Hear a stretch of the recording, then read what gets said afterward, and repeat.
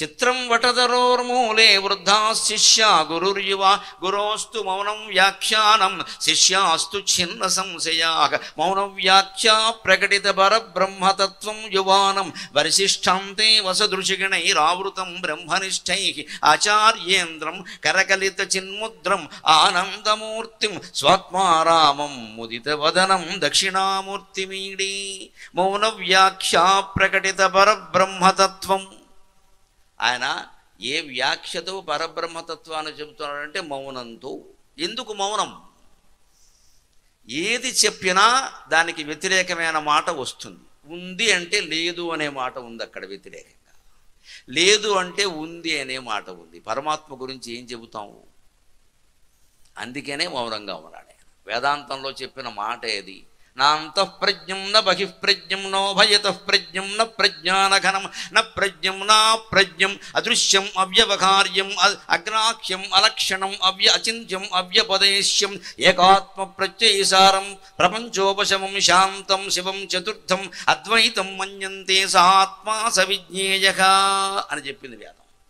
నా అంతఃప్రజ్ఞం, ఆత్మ అనేది అంతఃప్రజ్ఞం, లోపల ఉండే ప్రజ్ఞ అంటావా? లేదు, అది బయట కూడా ఉంది. నా బహిఃప్రజ్ఞం, బయట ఉండే ప్రజ్ఞ అంటావా? బయట కాదు, అది లోపల కూడా ఉంది. ఎక్కడుందో తేల్చడం కష్టం. దానికి ఉదాహరణ ఏమిటో తెలుసా? ఇంతమంది కూర్చున్నారు ఇక్కడ, గమనించండి. ఇక్కడ మనం ఏమంటాం?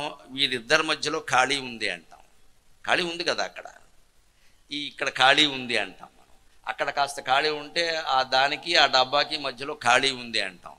వస్తువుల మధ్యలో ఖాళీని చూస్తామండి మనం. కానీ పరమరహస్యం ఏమిటంటే ఖాళీలోనే వస్తువులన్నీ ఉన్నాయి. అది వేదాంత రహస్యం. ఇక్కడింత ఖాళీ ఉండబట్టి మీరు కూర్చున్నారు, కానీ మీరు కూర్చున్నాక ఖాళీ వచ్చిందా ఇక్కడ? కానీ మీరు కూర్చున్నాక నాకేం కనపడదు. ఇక్కడ ఖాళీ ఉంది, అక్కడ ఖాళీ ఉంది, ఎవరైనా వస్తే ఇక్కడ కూర్చో అంటామని.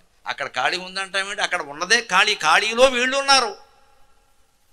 మనం మాట్లాడే మాటలో తేడా అన్ని అబద్ధాలే. విజయవాడ స్టేషన్ వచ్చిందన్నాడు, విజయవాడ స్టేషన్ రాదండి, అది జడ పదార్థం. అక్కడికి ఈయన వెళ్ళాడు. అంచేది విజయవాడ స్టేషన్ వచ్చాక మనం ఏమన్నా విజయవాడ స్టేషన్కి నేను వచ్చాను అనాలి. ఎవడో అనడు, అంటే పిచ్చాడి కింద చూస్తారు. విజయవాడ స్టేషన్ వచ్చిందంటాడు, ఎంత అబద్ధం. విజయవాడ స్టేషన్ జడ పదార్థం, ప్లాట్ఫారం, అది ఎక్కడికి రాదు, అది అక్కడే ఉంది. నువ్వు వెళ్ళావు, నువ్వు అక్కడికి వెళ్ళి అది వచ్చిందంటావు, అది అంతే లెక్క. ఈ మాటలు, తెలుగు మాటలు మాట్లాడేవి మనం సూక్ష్మంగా నిత్య జీవితాన్ని పరిశీలిస్తే వేదాంతం సులభంగా అర్థమవుతుంది. భగవంతుడి గురించి ఏం చెప్పడానికి సాధ్యం కాదు. మీరు ఆయన కృష్ణుడు అన్నారంటే మరి రాముడు అంటాడు ఎవడం, మీరు రాముడు అంటే మరి ఈ శివుడు అంటారు. ఏది చెబుతావు? అన్నీ ఆయనే. అన్నీ ఆయనే అయినప్పుడు నువ్వు కూడా ఆయనే కదా, కాబట్టి ఇంక చెప్పడానికి ఏంటి? ఇది మౌన వ్యాఖ్య ప్రకటిత పరబ్రహ్మతత్వం. అందుకని ఆయన ఏమీ చెప్పేవాడు కదా, అలాగే కూర్చునేవాడు. అంత మౌనంగా లోపల నేను అనే స్ఫురణ ఎక్కడ వస్తుందో అక్కడ చూస్తేనే విషయం అర్థమవుతుందయ్యా. ఈ బయట వాటి గురించి ఆలోచిస్తూ ఉంటే అర్థమయ్యేది కాదు. యువానం చెబుతున్నవాడు యువకుడు. వరిశిష్ట అంతే వసత్ ఋషిగణై, వరిశిష్ఠులు బాగా వయస్సున్నవాళ్ళు, అంతే వసత్ శిష్యులుగా ఉన్నవాళ్ళు, వాళ్ళు మామూలు వాళ్ళు కాదు. ఋషిగణై ఆవృతం, బాగా పెద్దవాళ్ళు అయిన వాళ్ళు, ఋషులైన వాళ్ళు, అప్పటికే వేదశాస్త్రాలు బాగా చదివిన వాళ్ళు, వాటికి వ్యాఖ్యానాలు రాసిన వాళ్ళు కూడా ఉన్నారు అందులో. ఇన్ని వ్యాఖ్యానాలు రాసిన వాడు మౌనంగా వాళ్ళ దగ్గర కూర్చుంటాడంటే అర్థం ఏమిటి? సమస్త వ్యాఖ్యానాలకి మౌనమే శరణాగతి, మౌనమే అంతిమ లక్ష్యం. శృతి సీమంత సింధూరీకృత పాదాబ్జధౌళిక సకలాగమ సందోహ సుక్తి సంపుటమౌక్తిక. నువ్వు ఎన్ని వేదాలు చదివినా అంతిమ లక్ష్యం ఏమిటి అంటే, ఆ వేదం ఒక స్త్రీ రూపం ధరిస్తే ఆ వేదమాత సింధూరంలో ఉండేటువంటి కుంకుమ ధూళి ఉందే, ఆ ధూళి లలిత అమ్మవారి పాదధూళి, అంతే, ఇంకేం లేదు.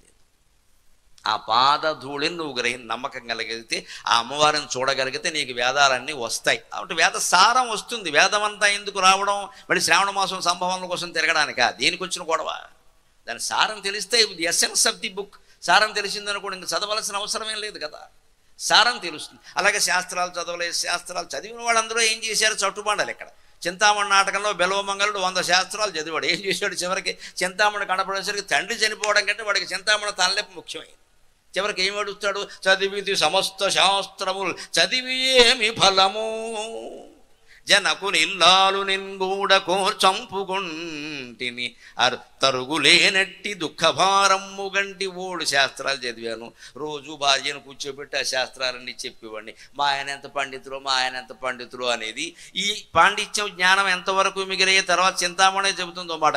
ఇంతులు తారసిల్లు వరకే పురుష ఆజ్ఞనులు ఎంతలేసి సామంతములాడినన్ బిగువు మాటలు బల్కిన. జ్ఞానులు, పండితులు, ధీరులు, నాయకులు అందరూ ఎంతవరకు వేదాంతం చెబుతారు, గొప్ప మాటలు చెబుతారంటే అందమైన ఆడవాళ్ళు కనబడే వరకే అని చెప్పింది. అది పరమసత్యం అమ్మ. వేదం ఎంత సత్యమో అది కూడా అంతే సత్యం.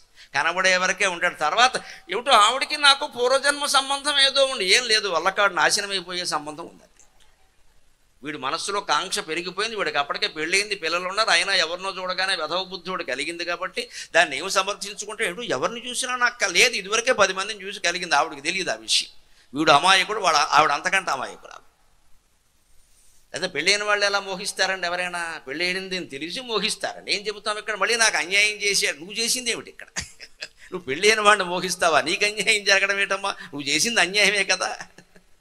పెళ్ళైన వాడిని మోహించడం అంటే వాడు పెళ్ళడానికి అన్యాయమే కదా. లేదండి, మనం వెళ్ళిపోతాం. ఎంతసేపు నేనంటే ఎంత ఇదో అంటే బండరాయి, ఎంతకంటే ఏం లేదు అక్కడ. ఆ బండరాయిని ఎత్తి మీద వేస్తాడు. ఇదే లెక్క ఇక్కడ. మనిషి ఎంత జ్ఞాని అయినా గోతులో పడిపోతాడు. అందుకని చింతామణి నాటకం చూసినా అర్థమైపోతుంది పరిస్థితి. శాస్త్రాలైనంత బెల్వమంగళుడు మహాపండితుడు, ఏం ఉపయోగం? గోతులో పడ్డాడు. ఎంత వీళ్ళు ఉన్న వరకే ఉంటుంది అని అంతే ఇక్కడ. అంటే ఇలాగ శాస్త్రాలు చదివిన ఉపయోగం వల్ల. అందుకే ఏం చెబుతుంది లలితా సహస్రమానికి? సకల ఆగమ సందోహ సుక్తి సంపుటమౌక్తిక. ఆగమం అంటే శాస్త్రం. ఎందుకని? ఆగమ అదొక ఎబ్రివేషన్ అని చెప్పారు పెద్దలు చమత్కారంగా. ఆగతం శివభక్తేభ్యో గతం చ గిరిజాశ్రుతౌ మతం చ వాసుదేవస్య తస్మాద్ ఆగమముచ్యతే. ప్రతి శాస్త్రం కూడా ఎక్కడి నుంచి వచ్చింటే శివుడి నోట్లోంచి వచ్చింది. ఆగతం శివభక్తేభ్యక గతం చ గిరిజాశ్రుతౌ. పార్వతీదేవి చెవిలో పడింది. సత్యనారాయణ వ్రతం కథ కూడా అలాగే జరిగింది. ఒక్కనాడు కైలాసంపన గుజ్జు రూపంపన శివుండు కూర్చుని ఉండగా పార్వతీదేవి ప్రవేశించి, నాథ వ్రతములన్నింటిలో ఏ వ్రతము గొప్పదైనగానే దేవి రత్నాచలము ఎక్కి అన్నవరం వెళ్ళుము అంటాడు ఆయన. అక్కడ మొదలవుతుంది కదా. ఈవిడికి వ్రతాలన్నింటిలో ఏ వ్రతం గొప్పదో ఆవిడికి తెలియదండి. ఆయన కూర్చోబెట్టి చెప్పడం ఏమిటి? ఇలా ఎందుకుంటాయి అంటే, ఆవిడ మన కోసం అడిగిందమ్మా, మనకి తెలియనివన్నీ ఆయన చేసి చెప్పించాలండి. ఆవిడికి తెలియకపోవడం ఏంటి? దేవుళ్ళు అందులో ఎవడు గొప్పవాడో, వ్రతాలన్నింటిలో ఏ వ్రతం గొప్పదో ఆవిడికి తెలియదు. దేవుడు పార్వతీదేవికి ఆవిడ అజ్ఞాన. ఆవిడ మన కోసం అడిగింది. మన పురాణ కథలన్నీ కూడా మన కోసం పుట్టేయి. అంతేగాని ఆ ఋషులకు ఏదో అజ్ఞానం, సందేహం అని మనం అనుకోకూడదు. మన సందేహాలే వాళ్ళు. శంకరాచార్య స్వామి చాలా స్తోత్రాల్లో చాలా దీనంగా భక్తుళ్ళ నేను ఏమీ చేతకానవాడిని, నాకేమీ రాదు అన్నట్టుగా బాధపడతారు. ఆయనకేం చేత కాదా? 32 ఏళ్ళకి 153 రచనలు చేశాడు ఆయన. ఆ బాధ అంతా ఎందుకోసం అంటే మన కోసం. ఆవృతం బ్రహ్మనిష్టై. బ్రహ్మనిష్ఠులైన వాళ్ళు ఋషులు ఆయన చుట్టూ ఆవరించి ఉన్నారు. అక్కడ వాళ్ళకి ఏం జరుగుతుందో తెలియదు. ఆవృతం బ్రహ్మనిష్టై ఆచార్యేంద్రం. ఈయనేమో గొప్ప ఆచార్యుల్లో శ్రేష్ఠుల్లా ఉన్నాడు. ఆచార్యుల్లో ఇంద్రుడు అంటే శ్రేష్ఠుడు. కరకలిత చిన్ముద్రం. ఇది కాస్త జాగ్రత్తగా అర్థం చేసుకోవాలి. ఆయన చిన్ముద్ర పెట్టాడు. దక్షిణామూర్తి యొక్క ముద్ర ఇది. మన ఆచార్యులు, స్వాములు ఎక్కువ భాగం ఈ ముద్రతోనే ఉంటారు. మన దేవతల్లో కూడా చాలామంది ఈ ముద్రతో ఉంటారు. ఏమిటి ముద్ర? ముక్కుబొడం పట్టే వాళ్ళ ముద్ర కూడా ఇలాగే ఉంటుంది. ఒక్క దెబ్బలు పట్టి అంటాడు, ఒక్క దెబ్బ. అది కాదు ఇక్కడ. కరకలిత చిన్ముద్రం.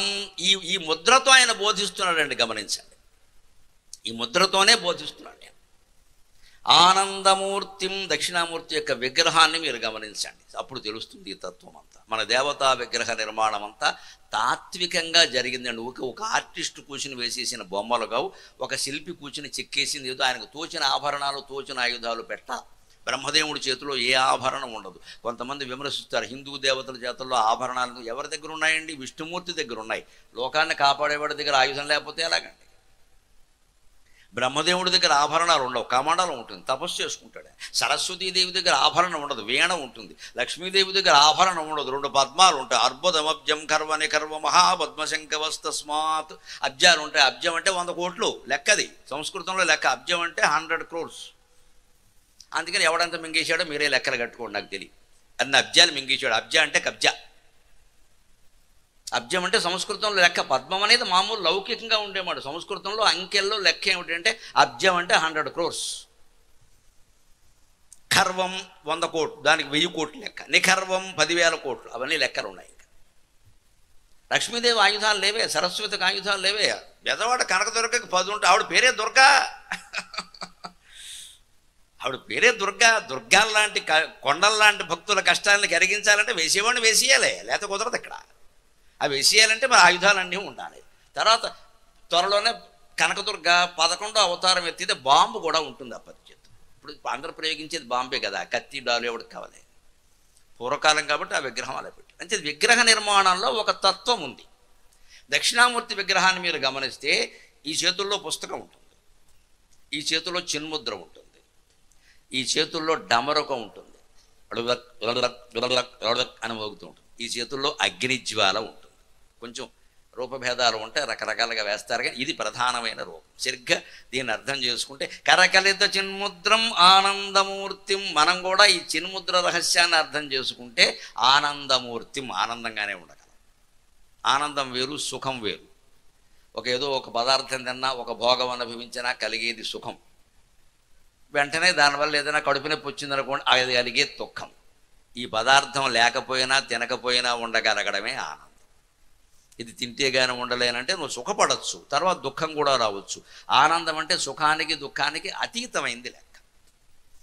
అందుకని ఆనందమూర్తి అన్నాడు దక్షిణామూర్తిని. సుఖమూర్తి దుఃఖమూర్తి ఏమనలేదు, ఆనందమూర్తి.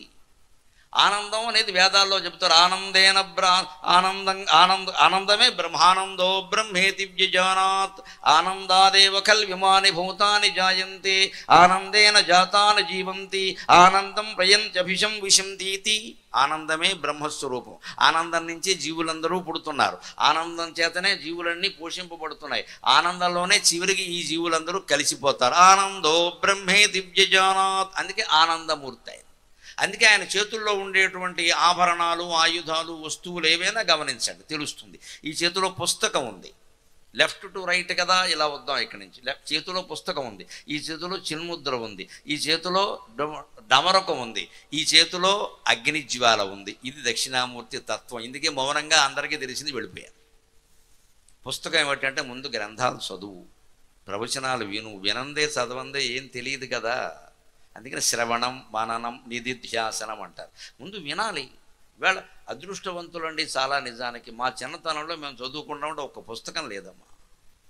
18 ఏళ్ల వయసులో నేను వ్యాస భారతం మొత్తం ఉషశ్రీ గారు చెప్పిన భారతం ఎన్ని వాల్యూములు ఉందో అన్నీ చదివాను నేను. 18 ఏళ్ల వయసు చదివాను. అప్పుడు మా దేవస్థానం లైబ్రరీలో దొరికింది. వాళ్ళని ఇమ్మంటే పిల్లలకి ఇవ్వమని మొదలెట్టారు. మరి ఎవడికిస్తారు, ముసలాళ్ళకి ఇస్తారా అన్నది. నీ వేసవకాలం ఆడుకోవడం మానేసి నేను చదువుకుంటానంటే నాకెవరు ఏమిటంటే పాపం అక్కడ ఎవరో కార్యదర్శి ఒక ఆయన ఉండి పెద్ద వాడు ఎవడన్నా అడిగాడు ఆ పుస్తకాన్ని, వాడు ఒకడు అడిగాడు, వాడికి ఇవ్వండి అన్నాడు. అదిగో ఆ ఆసక్తి ఇంతటి వాడిని చేసిందమ్మా, ఇంతటి వాడిని చేసింది. అనుమానం. 18 ఏళ్ల కుర్రాడు కాలేజీకి వెళ్ళొచ్చి ఆడుకుంటాడు కానీ చదువుతాడా? నాకెందుకు ఆటల మీద అసలు దృష్టి ఉంది కదా, ఈ చదువు ఎంతసేపు. ముందు చదవాలి. అందుకే ఆయన చేతిలో గ్రంథం ఉంటుంది. ఏం చదివాం ఈవేళ? ఏ ఆధ్యాత్మిక గ్రంథమైనా చదివేవా? కనీసం సాహిత్య గ్రంథమైనా చదివేవా? అసలు ఏదైనా చదివేవా? ముందు స్తోత్రమైనా చదివేవా? అందుకే స్తోత్రాలు దయచేసి ఏది ఎన్నిసార్లు చదివామో, ఎంతమంది చదివామో, ఎక్కడ చదివామో ఈ చాదస్తం మొత్తం వదిలేయండి. ఒక్క శ్లోకానికైనా అర్థం గ్రహించావా? ఆ అర్థాన్ని జీవితానికి అన్వయం చేసుకున్నావా? చేసుకున్న దాన్ని ఆచరణలో పెట్టామా? ఇది ఆలోచించాలి. అప్పుడు బాగుపడడానికి ఒక్కరోజు చాలు, 100 జన్మలు అవసరం లేదు, వెంటనే వస్తున్నారు. అందుకే ఇది చెబుతున్నారు సూక్ష్మంగా. ఈ పుస్తకం చదువు ముందు ఇక్కడి నుంచి సరిగ్గా ఇక్కడ దానివల్ల ఏం ఏర్పడుతుంది? సత్సంగత్వే నిస్సంగత్వం, నిస్సంగత్వే నిర్మోహత్వం, నిర్మోహత్వే నిశ్చలతత్వం, నిశ్చలతత్వే జీవన్ముక్తి. భజ గోవిందం, భజ గోవిందం, గోవిందం భజ మూఢమతే. సంప్రాప్తే సన్నిహితే కాలే నహి నహి రక్షతి డుక్రైకరణే. భజ గోవిందం, భజ గోవిందం, గోవిందం భజ మూఢమతి. ఈ దక్షిణామూర్తి రూప విగ్రహానికి వ్యాఖ్యానం భజగోవింద స్తోత్రంలో చేశారు శంకరాచార్య. సత్సంగత్వే నిస్సంగత్వం. సత్సంగం అంటే గ్రంథం. మనం సత్సంగం అనగానే మేము 25 మంది రోజు కలుస్తాం, రోజు మాట్లాడుకుంటాం. ఇందులో ఎవరైనా ఒక్క ఆయన రాలేదనుకోండి, మీరు 4 రోజులుగా రావట్లేదే అంటే నీకు వేదాంతం రవ్వంత కూడా వంట పట్ల. ఆయన వస్తే నీకెందుకు, రాకపోతే నీకెందుకు? మనకి సత్సంగం మళ్ళీ ఓ బంక, ఓ బంధం. ఈ మాత్రం ఇంట్లోనే ఏడవచ్చగా సత్సంగం వాళ్ళు అక్కర్లేదు, ఇక్కడ బయటకు వస్తాం. ఇక్కడ అక్కడి నుంచి సమాజ సేవ అంటాం, ఆ క్లబ్ అంటాం, ఈ క్లబ్ అంటాం, స్వచ్ఛంద సేవ అంటాం. ఎవడికో కుట్టు మిషన్ ఇవ్వడం, ఆ రోజు పెట్టే భోజనాలేమో 5 లక్షల ఖరీదు, ఈ కుట్టు మిషన్ ఏమో 500. మేము దానం ఇచ్చాం. నీ భోజనాలు 5 లక్షలు పెట్టేవి ఇక్కడ డిన్నర్లో. స్వచ్ఛంద సేవకి డిన్నర్ ఎందుకండి? షోకు బాగా డబ్బు ఎక్కువైపోయి మేము సేవలు చేస్తున్నామని చెప్పుకోవాలి కాబట్టి చెప్పుకోవడానికి. ఈ దాన ధర్మాలకు ఖర్చు పెట్టేదేమో 50,000, ఈ డిన్నర్లకు ఖర్చు పెట్టేదేమో 50 లక్షలు. ఇవి ఎంత భగవంతుడు చూస్తూ ఉంటాడండి. అంతకంటే ఏ పేదవాడైనా వాడికి రోజు కూలి కింద వచ్చిన 100 రూపాయల్లో పక్కవాడు ఎవరికైనా 10